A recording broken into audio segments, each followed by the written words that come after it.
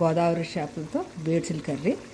ఆవకాయ నూనె వేసుకొని తింటే దేవుడా ఒక రేంజ్లో ఉంటుంది. షుగరు గిగురు జంతానే సూపర్గా ఉంటుంది. చేప అస్సలు ఇడదు, గట్టిగా ఉంటుంది. Ready ready ready ready. అదిరింది గురు బేడ్చిల్ కర్రీ. బేడిసేలు గోదావరి చేప అండి, మన పోలవరం దొరికినాయి. మన లక్ష్మణ్ వెళ్ళి తెచ్చుకున్నారు. బేడిసేలు షుగర్ వాళ్ళకి ది బెస్ట్ చేప. ఉల్లిపాయలు వేసుకుని పులుసు, చేప పులుసు పెడుతున్నా. కారం, పసుపు, ఉప్పు, వెల్లిపాయ పేస్ట్, ధనియాల పొడి, జీలకర్ర పొడి అన్నీ మంచిగా మగ్గబెట్టేయాలి. మెంతిపిండి ఫ్లేవర్ కోసం. చింతపండు పులుసు. చేపలు వేసేద్దాం. ఒక్క నిమిషం మగ్గబెట్టాలి, ఎక్కువసేపు వద్దు. బేడ్సులు అంటు ఇగురు, కొంచెం వాటర్ పోసి ఎగురు పెడదాం. పచ్చిమిర్చి ఉప్పు వేసి పులుసు పోద్దాం. కొంచెం కొత్తిమీర, కొంచెం వాటర్. రెడీ అండి, రెడీ.